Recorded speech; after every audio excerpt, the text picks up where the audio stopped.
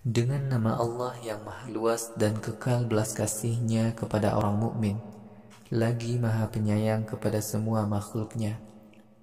Demi angin yang membawa gumpalan-gumpalan awan bergerak, demi awan-awan berat yang mengandung butir-butir air hujan bergerak, demi angin yang bertiup dengan kecepatan tinggi, demi angin yang bertiup membagi-bagikan hujan, ancaman siksa neraka dari Allah kepada kalian pasti datang. Hari kiamat itu pasti terjadi. Demi langit yang membentang di atas bumi dengan seimbang, wahai manusia, kalian senantiasa mempersoalkan kebenaran adanya hari kiamat. Orang-orang sesat dapat dipalingkan dari mengimani kebenaran adanya hari kiamat. Orang-orang yang mendustakan kebenaran adanya hari kiamat pasti binasa. Mereka itu adalah orang-orang yang selalu melalaikan adanya hari kiamat karena tidak peduli. Orang-orang kafir Quraisy bertanya, kapankah hari kiamat itu datang? Pada hari kiamat, orang-orang kafir akan dimasukkan ke dalam neraka untuk mendapatkan siksa. Allah berfirman kepada mereka, rasakanlah azab untuk kalian ini. Inilah azab neraka yang senantiasa kalian minta disegerakan di dunia dahulu. Orang-orang yang taat kepada Allah dan bertauhid dimasukkan ke dalam surga-surga dan mata air yang mengalir. Mereka selalu menikmati semua yang disediakan bagi mereka oleh Tuhan mereka di surga. Sungguh orang-orang mukmin di dunia dahulu adalah orang-orang yang beramal soleh. Mereka melakukan sholat tahajud pada sebagian malam. Mereka selalu memohon ampun kepada Allah di waktu sahur. Mereka dermakan sebagian harta mereka kepada orang-orang yang berhak, baik orang-orang miskin yang meminta-minta maupun orang-orang miskin yang tidak mau meminta-minta. Wahai manusia, di muka bumi ada bukti-bukti kekuasaan Allah bagi orang-orang yang beriman. Begitu juga pada diri-diri kalian. Karena itu, mengapa kalian tidak mau berpikir? Wahai manusia, di langit ada rezeki bagi kalian, juga semua karunia yang dijanjikan kepada kalian. Demi Tuhan langit dan bumi, hari kiamat itu pasti datang, seperti yang biasa kalian bicarakan. Wahai Muhammad, apakah belum sampai kepadamu kisah tamu Ibrahim yang mulia? Ketika para tamu masuk ke rumah Ibrahim, mereka mengucapkan salam sejahtera.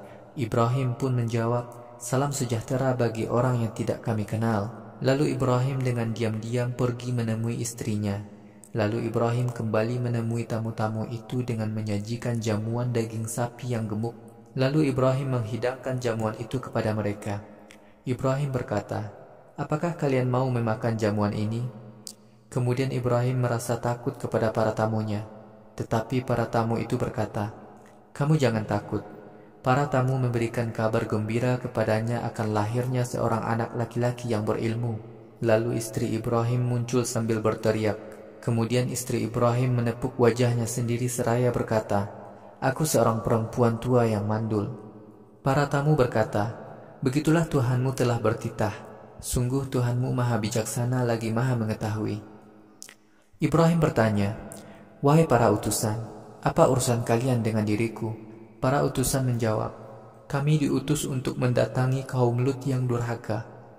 Kami diutus untuk melemparkan batu-batu dari tanah liat kepada mereka. Batu-batu itu diberi tanda dari sisi Tuhanmu sebagai alat menghukum orang-orang yang durhaka kepada syariat Allah. Kami akan keluarkan lebih dahulu orang-orang mukmin dari negeri kaum Lut yang akan kami binasakan itu, sehingga kami tidak lagi mendapati adanya rumah orang muslim di negeri itu. Kami telah biarkan negeri Lut sebagai sebuah bukti bagi generasi-generasi sesudahnya yang takut kepada azab akhirat yang pedih. Wahai Muhammad, ingatlah kisah Musa. Kami telah utus Musa kepada Fir'aun dengan membawa mukjizat-mukjizat yang jelas.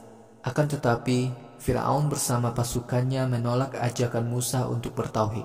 Fir'aun berkata, Musa adalah seorang penyihir atau orang gila.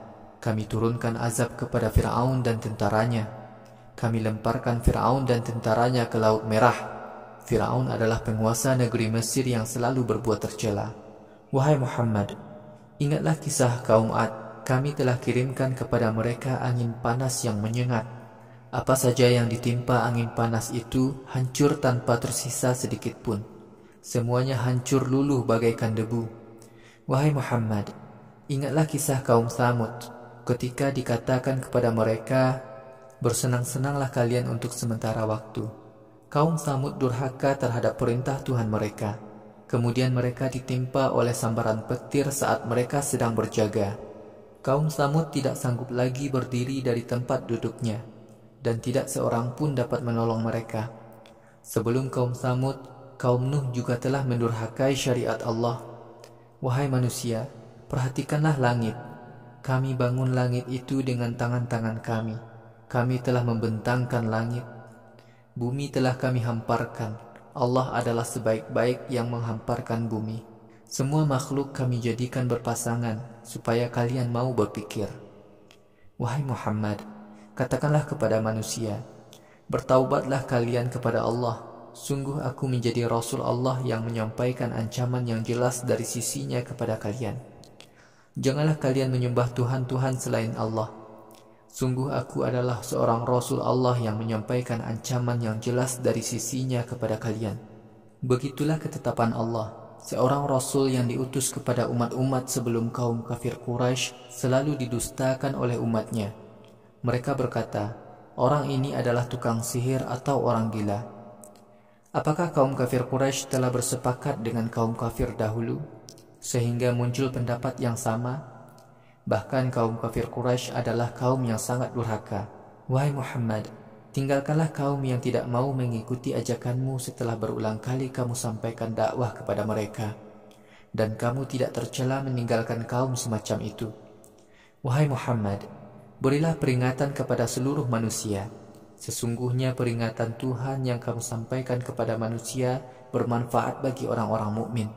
Aku ciptakan jin dan manusia hanyalah agar mereka taat dan mengesahkan aku.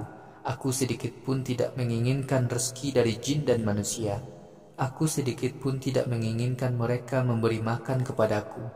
Sungguh Allah adalah Tuhan yang maha memberi rezeki, maha memiliki kekuatan dan maha kokoh.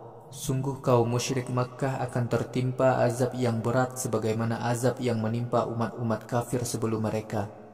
Karena itu, janganlah kaum musyrik Makkah meminta azabku disegerakan. Pada hari kiamat, kaum musyrik Makkah sangat celaka. Pada hari itu mereka ditimpa azab yang pernah dijanjikan kepada mereka.